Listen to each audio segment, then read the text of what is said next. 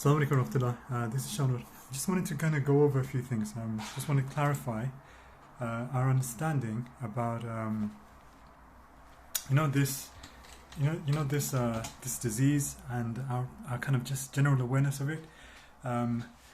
Thing is, look, what we need to understand is that even the government doesn't regard the disease as a HCID, which means a highly contagious infectious disease. So even the UK government on their website, as of 19th of March, so not very long ago, which was revised on the 21st of March, right? So we're talking about very, very recently. They don't even class COVID-19 as a as a dangerous infectious disease. Okay, listen to this. Yeah, status of COVID-19. As of 19th of March 2020, COVID-19 is no longer considered to be a high-consequence infectious disease in the UK. The Four Nations Public Health HCID group made an interim recommendation in January 2020 to classify COVID-19 as a HCID. So this was back in January when this whole thing started going, big and mainstream, and the paranoia started kicking in, the hysteria started kicking in.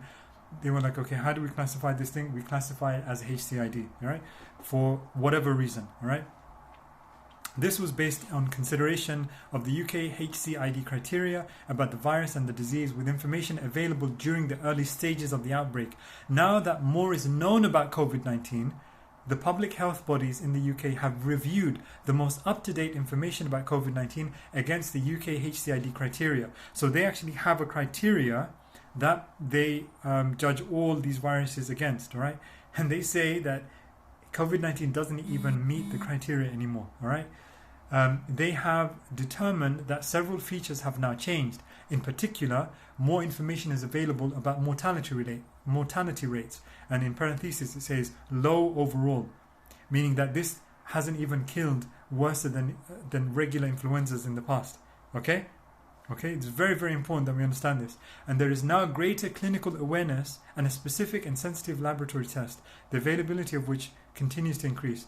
And then it says, the Advisory Committee on Dangerous Pathogens, ACDP, is also of the opinion that COVID-19 should no longer be classified as a HCID. So look at this, you have a number of regulatory bodies, a number of these like mainstream professional medical bodies and associations have now deemed that COVID-19 is not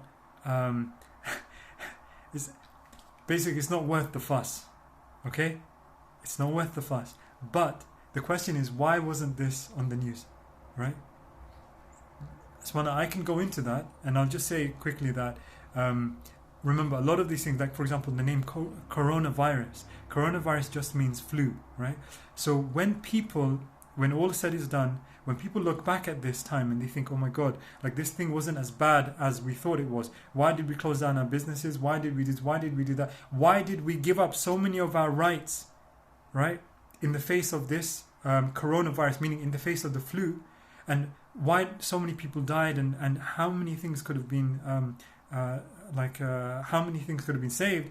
We're going to look for reparations. We might look for compensation, etc., against the government. And the government turn around and say, look, all the information was there all the time.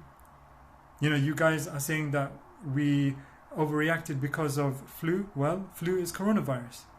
Coronavirus is influenza. Influenza is the flu. Okay? So I really, really recommend all you brothers and also my respected ulama as well, that you need to learn more, right? Of course, certain fatwa have been given, subhanallah, but that is that's if certain criteria are met. For example, if fatwa says don't pray Jummah anymore, pray Dhuhr in your living rooms, or pray Jummah in your homes, then subhanallah, there must be a reason for it. The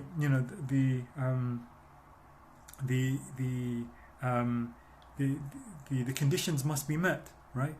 So another one is, for example, plague. This even the UK government has put on their website, gov.uk, under HCID, under status of COVID-19, that subhanallah, COVID-19 is a lower threat, not subhanallah, even lower than SARS in 2004. SARS to this day is still considered a HCID. Yet when masajid closed, they say that subhanAllah, more than 8,000 people died in the UK out of 2004 influenza, right? When masajid closed, did we stop Jummah? Did we have 2 meter whatever, right? No, of course not, right? And then after that, okay, fine. Say for example, we caught us unawares. Was any subsequent? Did we make any subsequent rash decisions like we're doing now? Of course not. Remember, there is an agenda happening here, right? SubhanAllah, what's ingenious about this is that COVID-19, coronavirus, influenza, is such a low risk threat, right? Because it's influenza. Thousands of people die from influenza. Millions of people get infected by the flu every year. I had the flu. SubhanAllah, I had the flu earlier. SubhanAllah, I'm completely fine. There are many people who had the flu and just, we get snivelly nose, start getting a fever and temperature. Alright, fine. But a massive hysteria can be whipped up about it. And I'll give you an example. Terrorist. There's a terrorist who stabs up someone on the bridge, right? This one guy. Look at the reaction to this. And look at the media response to this. If we as Muslims didn't know better, meaning if we didn't already have a certain kind of conditioning against the terrorist labeling, right, and the propaganda war against Islam, then we would have fallen for it. We would have been suspicious of the Muslim next door. But because it was us, we were the ones being affected. We were immune to it, right? So similarly, this thing with the coronavirus, it's exactly the same thing. A massive media hysteria is being whipped up and we're falling straight into the trap.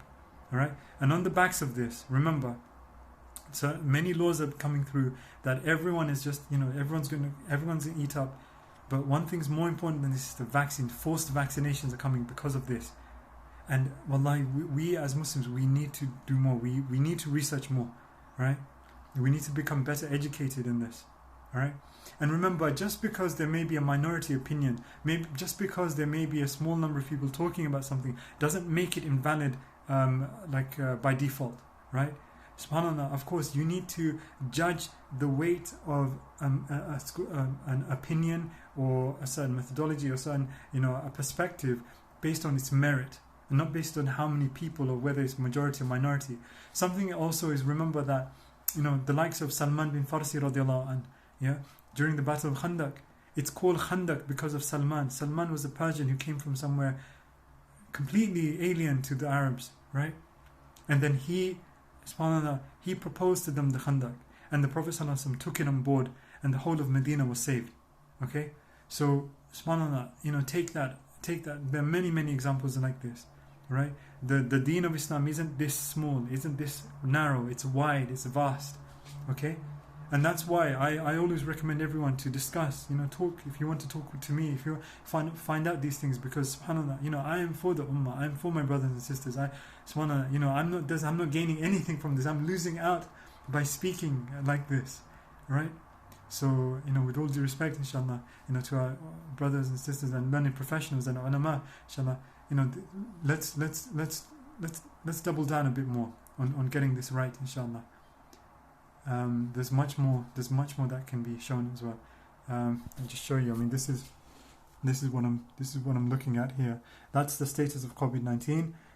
That's from the government website, and you can see up here, this is the government website here.